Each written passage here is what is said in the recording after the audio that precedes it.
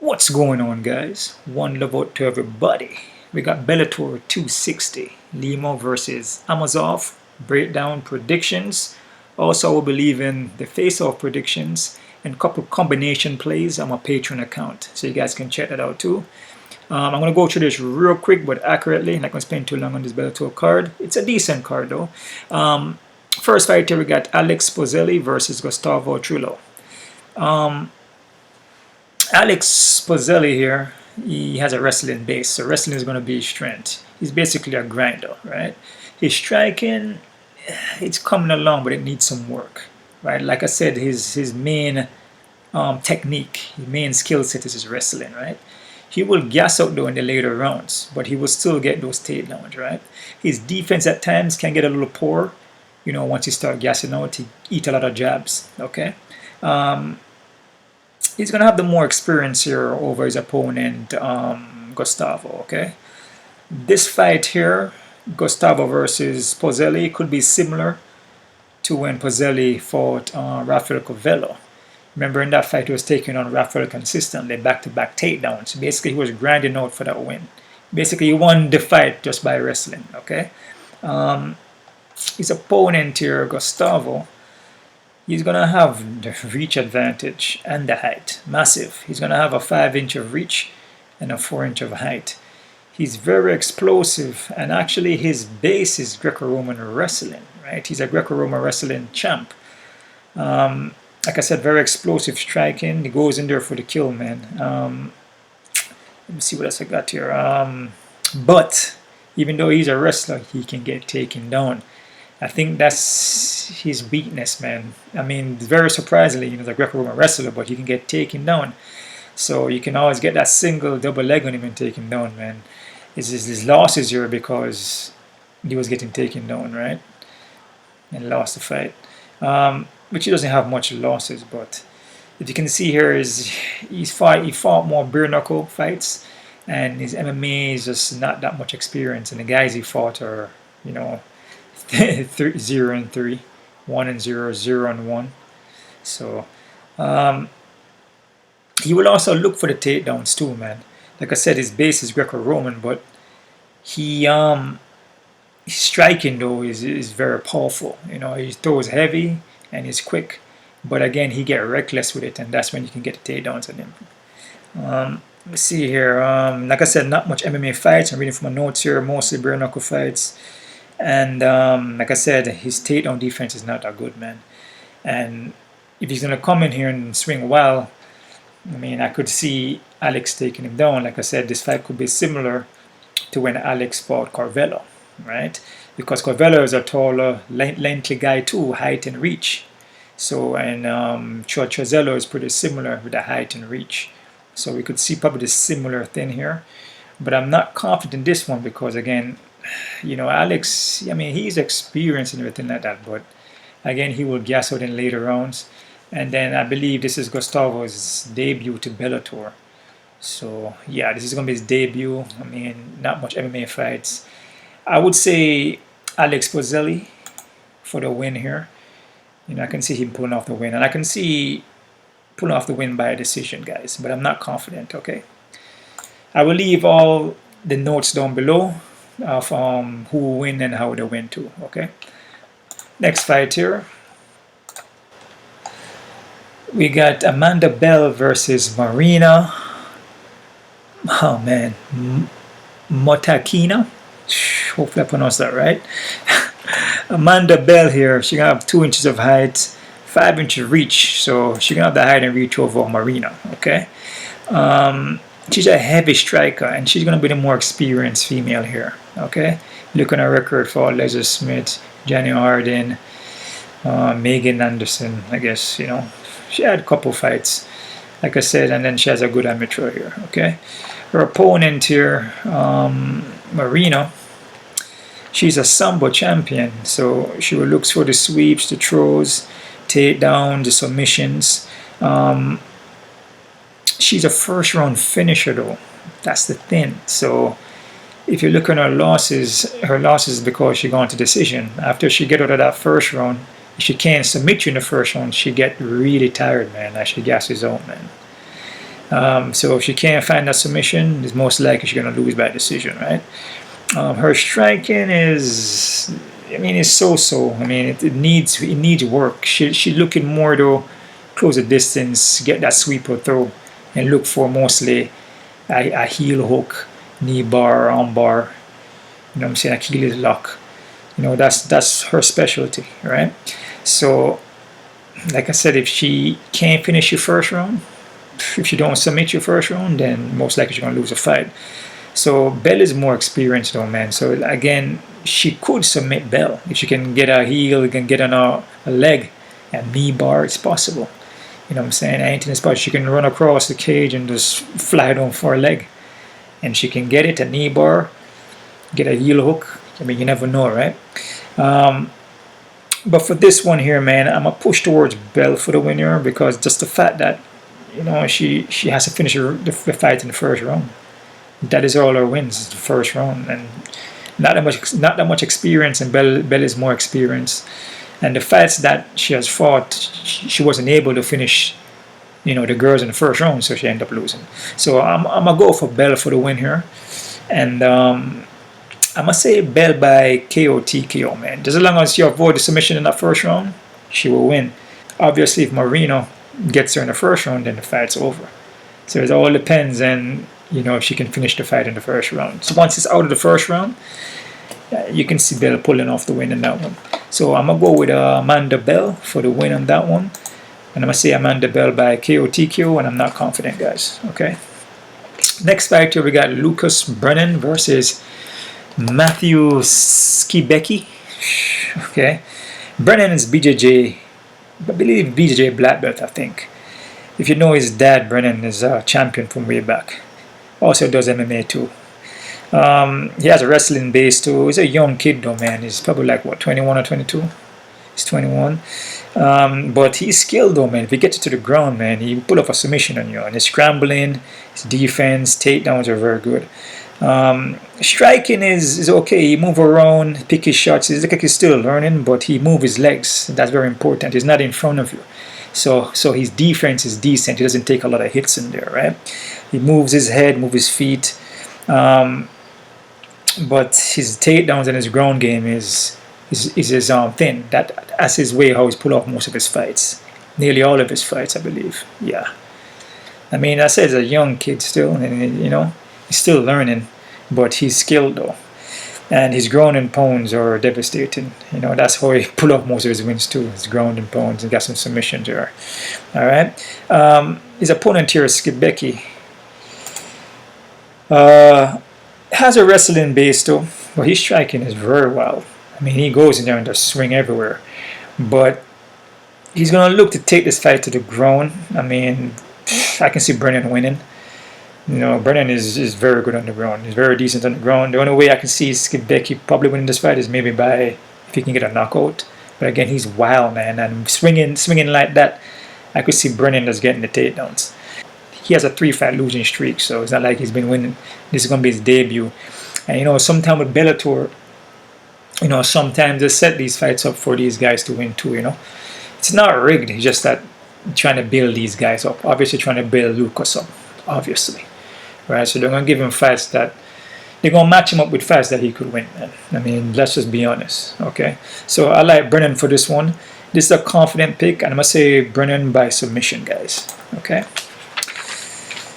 Next fight here, we have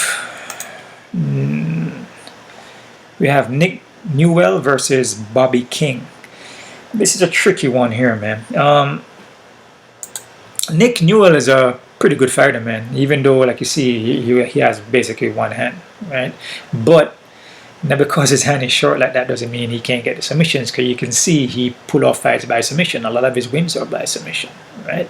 So because his hand is short like that, he can grab a hold on you and hook you up to where when you're trying to reach for his hand, there's nothing to reach for because that hand is shorter.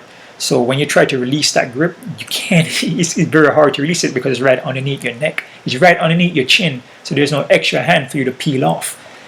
That's what makes him dangerous. So he uses that hand to his advantage, man. So people think that, oh man, there's only one hand, man, he can't beat me. Oh yeah, he submitted a lot of guys and is very experienced. Fought Justin Gaethje too. So he's a very experienced guy, man. He only has what, only 3 losses, right? Yeah, 16-3. There's a reason why 16-3, and he's not like he's fighting camps. He fight good guys, man, and beat them and submit them. So he uses that hand for his advantage. Like I said, once he locked that up on you, usually a person with regular length of arms, you can peel off. With him, because that hand is short, there's nothing to peel. So, hey, man. He looks to take his fights to the ground. Like I said, he pull off the submissions on you. He will come forward and strike with you too. So, like I said, you can't judge a book by the cover, what you see. One hand, okay, but he will still land the punches and kicks on you. And then he will take you down and submit you, man. So, he's a dangerous fighter. People underestimate him. That's the problem, and then he submit them. All right. His opponent here, Bobby King. He has not much footage on here for him. Just a couple fights I see. I mean, he looks well rounded, and he has striking and submission game, and so his submissions don't look bad, and his striking doesn't look bad. So it's a tricky one because, I mean, Nick Newell is a good fighter, but King also can strike, and he has submission games too. So it's not like he's lacking in anything. So he's pretty well rounded too, man. And he's an experienced guy also, right? So, and he's coming from a good camp, I believe. I forgot what camp he came from. I want to say, I think it's at Bang. Yeah, Bang Muay Thai. I think he's he's a coach over there at Bang Muay Thai. So he's mostly going to want to strike with you. And his striking is pretty legit, fast speed, leg kicks in the hands, and then there's a purple belt, and he'll look for takedowns, man, and he will submit you, he'll guillotine you, so this could be a hard one to pick because the guy is pretty experienced and the guy is skilled too. Not taking anything away from Nick Newell, and like I said, I'm not gonna judge a man because one hand, the guy is still skilled. But for this one here, man, it's not a confident pick, but I'm going to go with Nick Newell for the win here. But I could see King possibly getting the win here, so I'll be very careful with this one. Very, very careful. But I'm going to say Newell by submission, guys. Alright? Next fight here, we got Tywan Claxton versus Justin Gonzales. Tywan Claxton here, wrestling base. He's pretty well rounded, man. Flying knees, striking is okay. But strong wrestling base will go for double, single leg takedowns, right? Trains at elevation here, so a lot of good guys he trains with, right? I believe Gonzalez trained at elevation too. So the same guys that Claxton trained with, Gonzalez also trains with him. I believe Gonzalez possibly have trained with Claxton, okay? Gonzalez here, he looks well rounded too, man. He was in the Contender Series, if you guys remember, back in 2019. He's a grinder, push forward. His striking doesn't look bad. Like I said, he trains with Justin Gaethje. So yeah, I believe he might have trained with Tywan too. Okay. Hard to find footage on him, but I saw a couple stuff. Like I said, it's strong wrestling base, and like I said, I saw the Contender Series way back. So I think I remember him in that fight. He's heavy-handed, and like I said, he may have trained with Claxton before. Okay. Tywan, I mean, he's a decent fighter. Came up a loss against J.J. Wilson here, lost with Manuel Sanchez. There was only 2 losses there. With Justin Gonzales here, his wrestling looks more superior than Claxton's own. And Claxton can put in bad situations at times, and you can get him down at times, but his defense is not bad. And look at Justin's striking. I mean, compared to Claxton, I mean, I believe Justin may have a little more power on the strikes, but it's a tough one to pick too, man. But I'm kind of liking Gonzalez for this one. I just feel like the wrestling edge from Gonzalez is a little more superior, and I feel that the striking could be a little more better, man. Right? So I'm gonna go with Gonzalez for this one, but it's the one that I'm not confident with either. I should be very careful with this one, but I'm gonna say Gonzalez for the win for this one, and I'm gonna say Gonzalez by decision, guys. Okay. Next fight here, we got Kretschmer versus Levan Chokheli. All right, Kyle here. It's heavy striker coming out of AKA. His leg kicks are pretty heavy, but his base is wrestling though. But then he picked up striking, right? He's a grinder. He will push, push, push, push, take down. And you know, most wrestlers, even though they're tired, they will still get that double single. Once they get you against the cage, lock the hands together, you're going flying, right? He doesn't look bad, like I said, trains at AKA, but he does slow down in later rounds though. You know, and then once he slowed down, like his last fight here, he seems not to do much. His last fight against Crutchmer kind of slowed down in the second, third, and he wasn't doing anything really. But if you saw him against Scott Farrell, he was grinding, right? His opponent here though, Levan, man, this guy's kind of suspect. His record, I don't like how his record look, man. I mean, all his fights, well, not all his fights, but GMMF, WJF. And if you look at the guys he's fought, I mean 0-0, 0-0, 0-1, 0-0, 0-0. I mean, I'm not saying that he can't go in there and pull off a win, but he hasn't been pushed. There's not much. I mean, fighting guys are 0-0. I mean, yeah, I mean, they could be good guys, but you know, the experience, the resistance, you know, he may not be getting as pushed as much as Kyle has been pushed, because Kyle has faced a little more tougher competition just by the record, man, you know. So, but Levan here, he's gonna have I believe 6 inches of height, and he's gonna also have the reach advantage. Is that right? I think it's 6 inches of height. Let me take a look here and see. Yeah, Levan's gonna have a 6 inch of height. He's gonna have the reach advantage also. Striking looks pretty good, man. But again, it's hard to judge it because he's not fighting any guys that's on his level. These guys are all making their debut that he's fighting. So it's hard to tell, but his striking looks sharp. You know what I'm saying? Flying knees, his combinations, mix up the kicks with the punches. Them. Like I say, Fallout 0-0 records. But he gets wild after a while though. After a while he started throwing his hands wild. He got caught in his last fight against a 0-0 guy here. I believe it was against Bagahari. He got caught with an overhand and got stunned for a little bit. Looked like he almost got knocked out in that fight. And his last fight here went to a non-contest. But the fight is not put up. They only show small clips, and when you watch the fight, this Conrad guy was just taking him down. So with Levan here, he looks well-rounded, but he can get taken down. You can put him on his butt, you see, and then he will get back up, but you can put him back down again. So his ground game looks kind of suspect to me. And like I say, it's hard to judge him because he's not fighting any guys with good records. These guys are all making the debut. So against Kyle, man, I can see Kyle as grinding out to win here. I can see Levan coming in there and just going off with the striking. You know, probably get a little wild in there and gas himself out too, because in the fights he's fighting, I see him just going 100 miles per hour. And then, you know, against Kyle will just time him, get takedowns, put him against the cage, take him down. And I can see Kyle getting a submission here, man. The more experienced guy here is Kyle. The guy that has fought tougher competition, guys with good record is Kyle. And also the wrestling base. And when I watched Levan's last fight, it says non-contest. I don't know why it's a non-contest, but they don't put the full video up.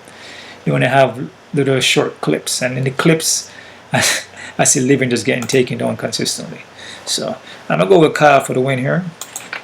Like I said, Kyle by submission, guys. Next fight here, we got Demarques Jackson versus Mark Lemminger. Jackson here is light on his feet, but he's hittable though. But he will look for the takedowns, and but he can also get taken down too. So just as much as he can look for the takedowns, you can put him on his butt too, right? Striking is okay. You know, he looks to take your head off. Like I said, you know, he look takedowns too, right? And he seems pretty well rounded, man. His opponent here, Mark, he has striking, but he can get flat-footed, kind of sit in front of you. But he has takedown defense though. So if Jackson try to take this guy down, I can see Mark defending it. And also, Mark will look for the takedowns and he will look for the submissions too. Also, Jackson will also look for submissions. So this could be a very, very close fight, guys. Right? But in Mark, I see little holes in striking. He's also hittable. So the matchup on this fight is very close. Very, very close, man. It's basically even fight in my opinion. Right? But from what I see from both guys, I'm kind of favoring Mark here for the win. I can see Mark getting the takedowns, maybe ground and pound, man. He fought Amosov, which is not a bad loss, which was stopped by Dr. Stoppy because of a cut. Right? And the Willis fight, back and forward. You know what I'm saying? It could have went either way, but he fought Amosov, and Amosov is a very good fighter. Right? Very, very well-rounded guy, and which he's fighting on the main card. Right? He's going to be the main fight on the card, right? But that fight went to a doctor stoppage. So I'm going to push more towards Mark here for the win. And I'm going to say Mark by KO TKO, guys. Okay? Next fight here, we got Vanessa Porto versus Ilara Joanne. Vanessa Porto, very, very, very experienced woman, man. BJJ black belts, very experienced, very well-rounded. Mix up striking, go for takedown, ground and pound, submissions, right? You can tell by her record, man. She fought a lot of people. She even fought Liz Carmouche, but she didn't do nothing much in that fight. She wasn't really pushing the fight at all, right? I believe she fought Amanda Nunes too, Roxanne Medafori. Yeah, I believe she beat Amanda Nunes, beat Jennifer Meyer. Yeah, she beat Amanda. Oh, she lost Amanda Nunes. My bad. German Radamine. Okay, she beat German Radamine. She fought Chris Cyborg too, so she fought a lot. I mean, she's a veteran, dude. She's been in the game since 2005, right? Her opponent here, Joanna, or Juan. I mean, I probably mispronouncing that, but I'm gonna say Joanna. Striking looks decent, and she has a ground game also. She's pretty well rounded, man. But one thing, she can get control on the ground though. She can get control. She will look for takedowns and look for submissions, but you can put her on her butt. And Porto is a black belt in Brazilian Jiu-Jitsu, and her wrestling is not even bad. She will get those double single legs and put you down. Against her last fighter against Cayano. Cayano basically won the fight by ground and pound. Once it hit the second round, the first round, Joanna looks good. Striking, everything looks good. Once it hit the second, she started to fade, and Cayano kept taking her down, bring her to third and ground and pound. She got controlled, scrambled on, right? So for this fighter, I'm liking Vanessa Porto, just experience, man. And yeah, she's 37 years old. I mean, like I said, age is a number, but I think she should be able to pull this fight off. So I must say Porto by submission, guys. Okay. Am I confident in this one? I would say it's a confident play, yeah. I'm going to go confident that one. And the Jackson and Mark, I must say that's not confident because that's an even fight to me. Alright? Next fight here, we have Aaron Pico versus Aiden Lee. This is going to be a good fight, guys. This is going to be a good fight, man. It's going to be a good one. We know Pico, he's pretty well rounded, man. I mean, the guy's a phenom. He has wrestling, boxing, submission game, he has it all, right? Very explosive, but there's a but if you connect to his chin, he will go out, right? I believe he has 2 losses by KO TKO or by KO, okay? So even though the guy's a phenom, he's very explosive, he's well rounded in every department, wrestling, Brazilian Jiu-Jitsu, striking, everything.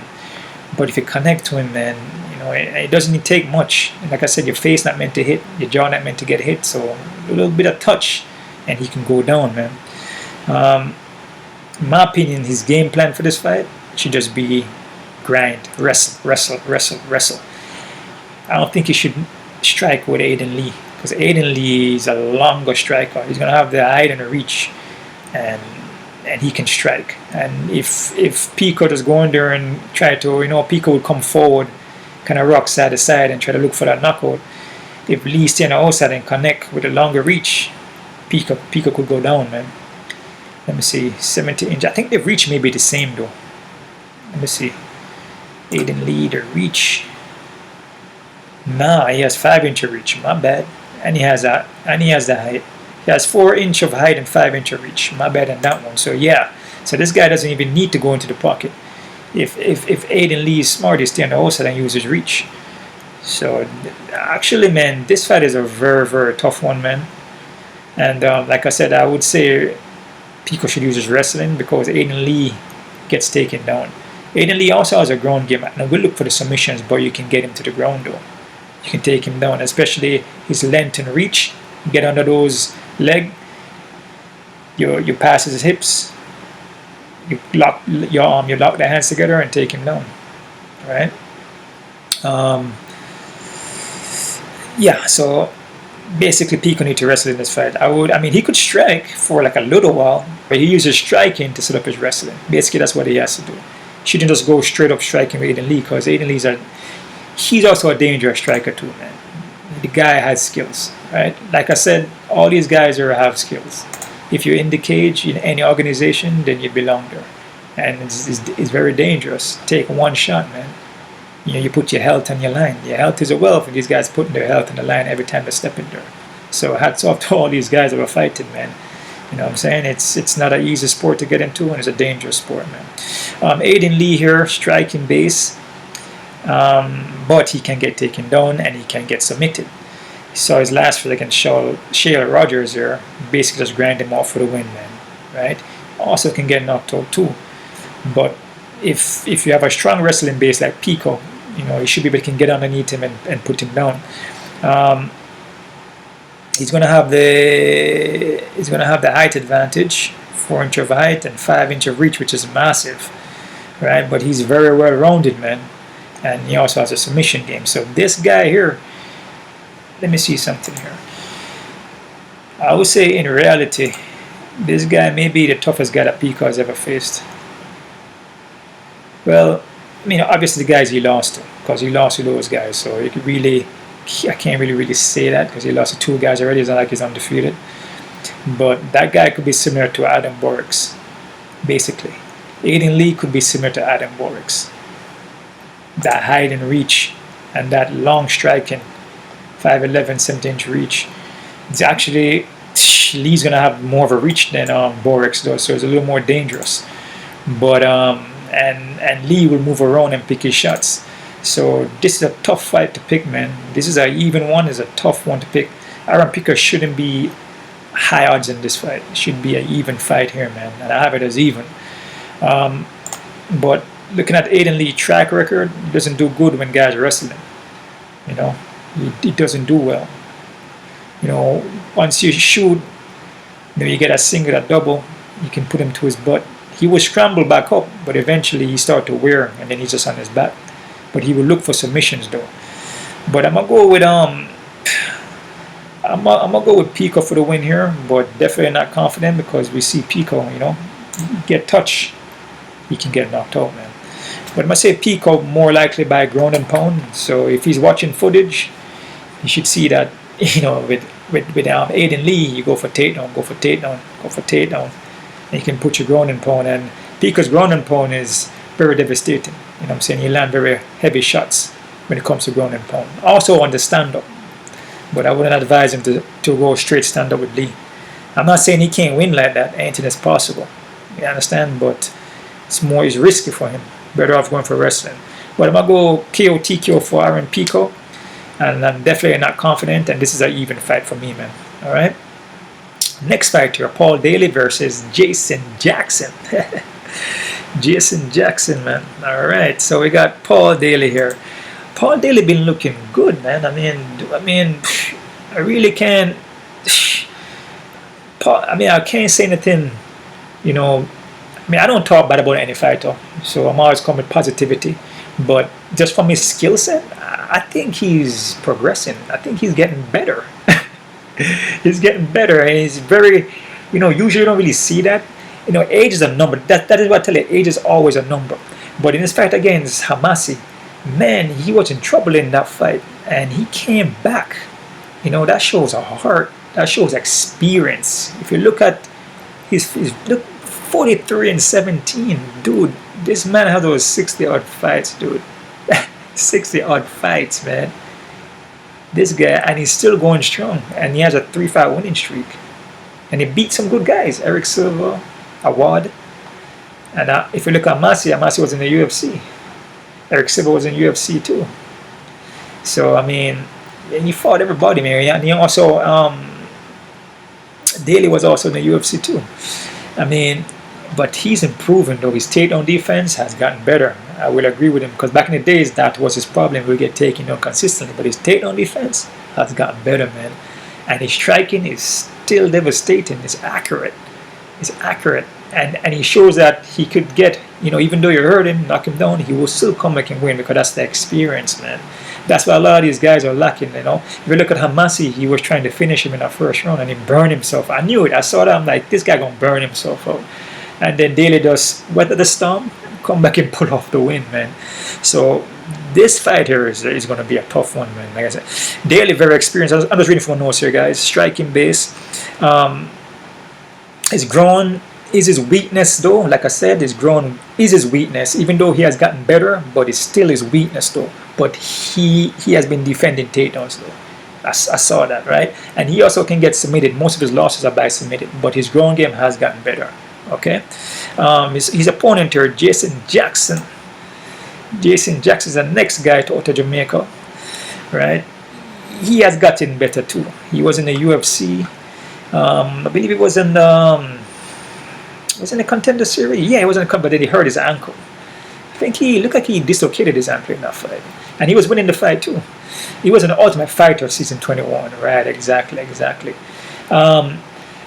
He has improved, man. He has improved a lot. And especially his takedown defense has improved too. His takedown defense actually got really better. Because in his later fights here, he has 4 winning streak here. Man, he's been defending guys like Gracie, Ben Anderson. These are tough guys he's fighting. Jordan Mean, a very experienced guy. Ed Root, who's a wrestler, which he beat that guy, man. They robbed him in that fight. Big time. Against Ed Root, they robbed him, man. And Ed Root is a strong wrestler. And he beat Ed Root, man. They robbed him big time, man. Big time. But his takedown defense has gotten really good. And I think that he training I think he trains with hold on there. He trains with Rumble Johnson, Derek Bronson, but he trains with what's that guy name again? Yeah, Jason Jackson trained with Kumar Oshman, so he's been working hard on his wrestling takedown defense, and he's really good at it, man. He got really better, man. And his striking is on point. He's accurate. He's accurate with his striking. So this matchup here is going to be a good matchup, and he beat experienced guys already. So yeah, he's fighting Paul Daley, who is very experienced. But look at Ben Anderson. But Ben Anderson went up in weight though. Jordan Means very experienced, just like experienced as Paul Daley. And he hang with those guys. Even Kinchi Komodo, a very experienced guy, right? So he beat some good guys, man. Diego Lima. So fighting Paul Daley, I mean, I can see him hanging with Paul Daley, man. I'm gonna read from my notes here, guys. Jason Jackson, he's gonna have the height advantage, right? 3 inch of height. I believe he has to reach though. Could be even. Reach it, he has like an inch of reach, right? But he has 3 inch of height. Jason Jackson very well rounded, and he has gotten better. Takedown defense gotten better. Like I said, he used to get taken down back in the days. He will mix it up now. He'll look for submissions. His striking is on point. He stay long. He pop the jab, throw the leg kicks. Man, the guy has gotten better, man. He got way better. Like it's like night to day. The big change in him, man. Yeah, so this fight here, man, this is a tough one because, like I said, Daley is a veteran, and Daley is a very good fighter, but there's a speed advantage from Jackson, though, right? And again, like I said, Daley can get taken down, but Daley ground game, his takedown defense has gotten better, but I can see Jackson getting him down because you watch the other fights that Jackson fought, Ben Anderson and Jordan Mean, which Jordan Mean is known for his ground game, known for his submissions, and Jackson was just taking him down and controlling him in that fight. Even I believe Jackson would knock him down in that fight too. So, and then with Newman Gracie, he was taking on Newman Gracie too, even though Newman Gracie is known more for Brazilian Jiu-Jitsu, which they're mostly play off of the back. But man, I'm gonna say Jason Jackson for this one. I can see him pulling off the win here, but again, anything is possible because Daley gonna look for the knockout. Daley gonna look to stand up in this fight. But Jackson, I feel a little more well-rounded, and his well-roundedness has gotten better. His ground game has gotten better, and he's training with some top wrestlers. So I'm gonna go with Jackson for the win here, Jason Jackson, and I'm gonna say Jason Jackson by decision. All right. Next fight here, or the main fight on the card, we got Douglas Lima versus Yaroslav Amosov. Lima here, very good fighter, man. BJJ black belt, decent striking, heavy leg kicks. Probably one of the, I would say probably one of the best leg kicks over here in the sport, right? But he can get taken down. He can get taken down in his fights. He's kind of flat-footed at time, which that's probably one of his problems there. When you flat foot like that, easier for you to get a takedown if you're moving around laterally and keep your legs going. It's kind of hard to pull those takedowns in you because you're always moving, right? When he gets taken down though, he may get back up in the first round, but eventually you keep taking him down, grind him out, he's going to start laying on his back, right? He's moving back down to 170. You remember the Giga Masasi fight was at 185, which he lost that fight, and what happened in that fight? He got grinded out. His losses because he was getting grinded out, put on his butt, laying flat on his back, right? Against Kruzazov here, Andre Kruzazov. No, I mispronounced that. He's getting grinded out in that fight too. So his losses are just mostly from guys that are wrestling him down and they hold him on the ground because they don't want to stand with him and strike. Because his striking is dangerous. He throws heavy leg kicks and heavy strikes, man. And he's fast. Especially at 170, he's going to be quicker. Amosov here, he's undefeated, man. And the guy looks very well-rounded, man. I mean, his wrestling looks good. It's not bad. It's pretty good wrestling. He has his scrambles, get back to his foot. It's hard to keep him down. He always get back up. He would defend against takedowns. Like if you look on his last fight against Sterling, you know, Sterling is a good wrestler, and Sterling had a hard time taking him down. And if Sterling get him down, he would pop back up. And also Amosov was taking down Sterling too. So like I said, Sterling is a very good wrestler, man. Let me see here. His striking is on point. He's light on his foot. He has footwork movement, which Lima doesn't really use much movement. He kind of has a Muay Thai base, but Amosov is going to be moving around and picking his shots, right? His scrambles are good.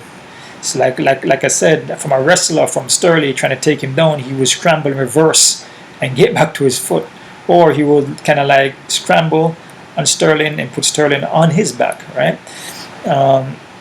Light on his feet, moves around. Lima, like I said, he gets stationary and flat foot. So this is the fight where, you know, I could see Amosov moving around, picking his shots. It's a 5-round fight. The only thing that he only went to 5-round fight one time, but he finished the fight in the first round, I believe. He had a 5-round fight here, but again, he never went all 5 rounds. Finished it in the first round by a choke. The thing about this fight is the movement, and Lima, he gets flat-footed. So if you have a guy like Amosov that's in and out laterally picking his shots, when Lima throws his leg kicks, you know, Amosov is not going to be there. Amosov is going to be on the outside, and eventually Amosov is going to look for takedowns, man. And what I see from him and Sterling, I mean, Sterling is a good wrestler, man. And if he's able to kind of hang with Sterling and control Sterling and scramble and then get takedowns, I can see him doing the same thing to Lima, man, in my opinion, because Lima is a BJJ black belt, but his takedown defense, his wrestling is not on the level of Amosov. Basically, if Lima fought Sterling, I could see Sterling pulling off the win just by wrestling. As long as Sterling avoid the leg kicks and the strikes, which Sterling would have done that, I can see Sterling pulling off the win just by grinding, because Lima, kryptonite is wrestlers that grind and go for takedowns. So for this one here, man, Again, anything is possible. I'm not taking anything away from Lima, because Lima is a very good fighter, man. Both of these guys are good fighters. Like I said, anybody that's on this card in any of the combat sports that's fighting, you know what I'm saying, they deserve to be there. You know what I'm saying? All these guys are good fighters, right? It's a dangerous sport. Your health is a wealth. You know, a lot of these guys take a beating when they come in here. But I'm liking Amosov for this, and it's not a confident pick because you're dealing with Lima. You know what I'm saying? He's a champion of the 170, so anything is possible here, man. I mean, Lima could kick out his legs. Could, you know? I'm telling you, you never know. Lima could come in here and happen to land the leg kicks, and then Amosov, you know, his legs them gone. You know, just take out his legs and he falls to the ground, and then he can't fight no more because his legs are destroyed. Lima has heavy leg kicks, man. So, but I see Amosov moving around and picking his shots. Put him against the cage and grind him out, take him down, kind of wear him out because it's a 5-round fight. Can I see Amosov finishing him? It's a possibility, but Amosov never went 5 rounds before. So this could be a thing where experience plays a factor. And Lima is very experienced, but Amosov is experienced too. He never lost either. You know what I'm saying? So I'm going to say Amosov by decision though, guys, but like I said, it's not confident. All right. So that's it there, guys. Like I said, I'm a Patreon account. I'm going to leave face-off picks, which I believe the face-off should be tomorrow. So I'm going to leave those on my Patreon account, and also I'm going to leave some combination plays for you guys. Like, you know what I'm saying? Like, I might maybe switch up a little bit in some plays here. You know, the ones I don't feel confident with, and I leave like different combinations, maybe like a 5 or a 6, 11 plays. And you guys can check that out. So subscribe to my Patreon for that. I'm going to leave the link down below, and I'm going to leave all the picks down below, and how the guys win and everything like that. All right, so you guys keep on kicking. Also, I'm going to work on the UFC that's coming up. Oh, that's UFC 263. Yeah, I'm going to work on that actually right now. So I should probably get it up to you. If it's not today, it will be tomorrow early. All right. Asanya versus Ventori 2, and Figueroa versus Marina. Man, the first fight was a crazy fight, man. Whew. And again, and there's going to be a second one. Oh man, both of these fights were a pretty good fight. But the Figueroa and Marina, whew, that one was bananas. And Edwards versus Nate Diaz, Maya versus Muhammad, Paul Craig versus Jamal Hill, Judah versus Bradford. That's a pretty good card, man. Anders versus Stewart. Okay, that's a rematch. Murphy versus Caldwell and Hakeem. Man, there's a lot of good fights in this card. This is a very stacked card, man. So I'm gonna do this card. I'm gonna start on it right now. Should get out to you maybe later on tonight. If it's not tonight, then tomorrow, guys. And also I will leave different picks, face off, everything gonna be my Patreon. You guys can check that out. Hit the subscribe button, man. Hit the subscribe button. Give me some thumbs up, man. I need at least 100 thumbs up, man. I want to start off with 100, and I need some more subscribers, man. So you guys come over here and subscribe and give me those thumbs up. I'm going to keep pushing these videos out, and we're going to make this happen, all right? So one love out to everybody. Guys, keep on kicking, and